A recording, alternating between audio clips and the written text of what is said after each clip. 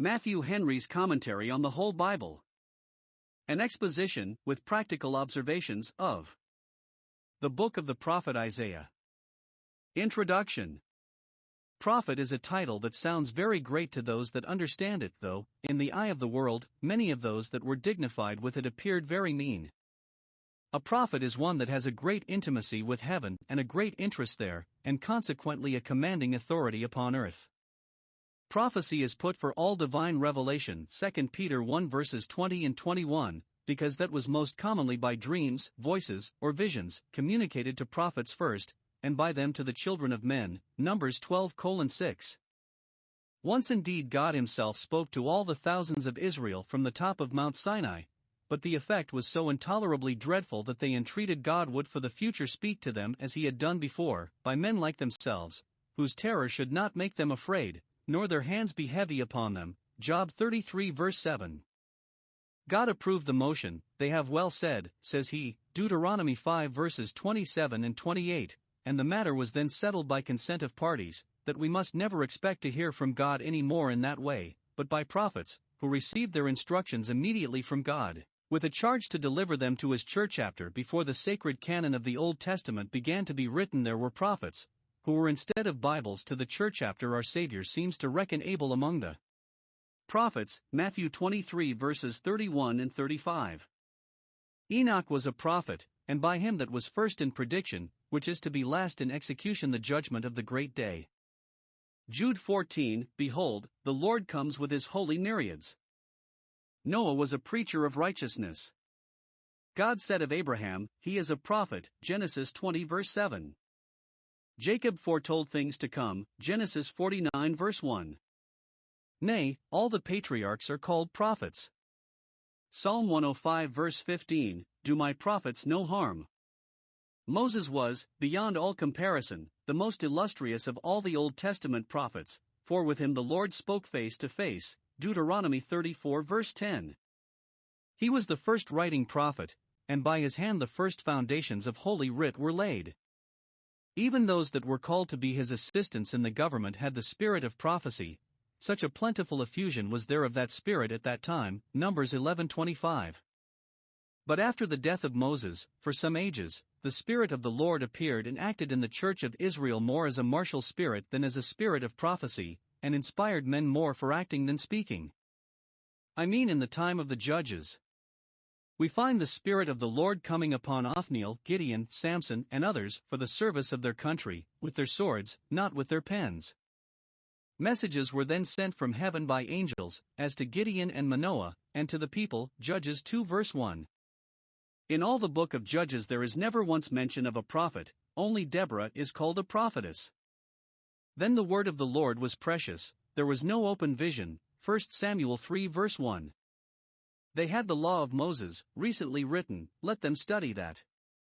But in Samuel prophecy revived, and in him a famous epocha, or period of the church began, a time of great light in a constant uninterrupted succession of prophets, till some time after the captivity, when the canon of the Old Testament was completed in Malachi, and then prophecy ceased for nearly 400 years, till the coming of the great prophet and his forerunner. Some prophets were divinely inspired to write the histories of the church after, but they did not put their names to their writings, they only referred for proof to the authentic records of those times, which were known to be drawn up by prophets, as Gad, Iddo, etc. David and others were prophets, to write sacred songs for the use of the church. After them we often read of prophets sent on particular errands, and raised up for special public services, among whom the most famous were Elijah and Elisha in the kingdom of Israel.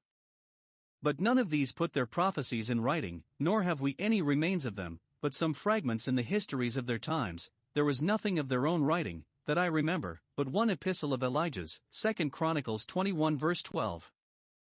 But towards the latter end of the kingdoms of Judah and Israel, it pleased God to direct his servants the prophets to write and publish some of their sermons, or abstracts of them. The dates of many of their prophecies are uncertain, but the earliest of them was in the days of Uzziah king of Judah, and Jeroboam II, his contemporary, king of Israel, about 200 years before the captivity, and not long after Joash had slain Zechariah the son of Jehoiada in the courts of the temple. If they begin to murder the prophets, yet they shall not murder their prophecies, these shall remain as witnesses against them. Hosea was the first of the writing prophets, and Joel, Amos, and Obadiah published their prophecies about the same time.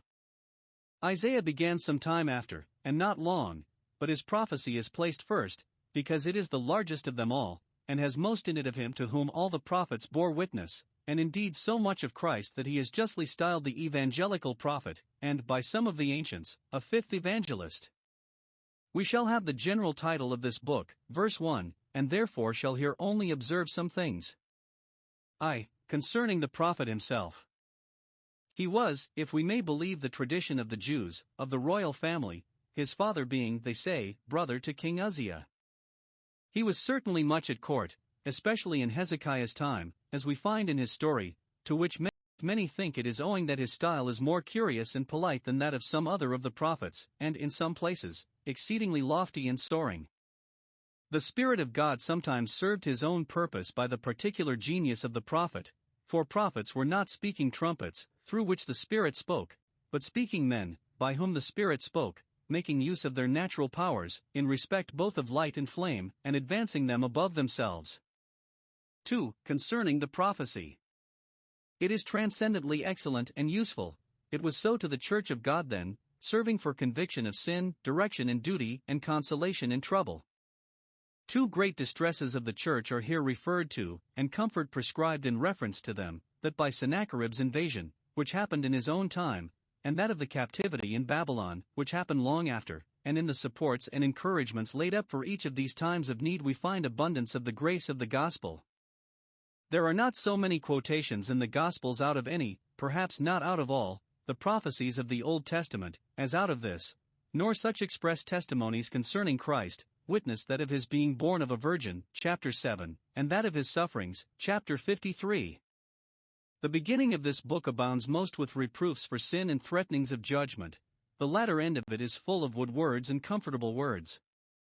This method the Spirit of Christ took formerly in the prophets and does still, first to convince, and then to comfort, and those that would be blessed with the comforts must submit to the convictions. Doubtless Isaiah preached many sermons, and delivered many messages to the people, which are not written in this book, as Christ did, and probably these sermons were delivered more largely and fully than they are here related, but so much is left on record as infinite wisdom thought fit to convey to us on whom the ends of the world have come, and these prophecies, as well as the histories of Christ, are written that we might believe on the name of the Son of God, and that, believing, we might have life through his name, for to us is the gospel here preached as well as unto those that lived then, and more clearly. Oh, that it may be mixed with faith!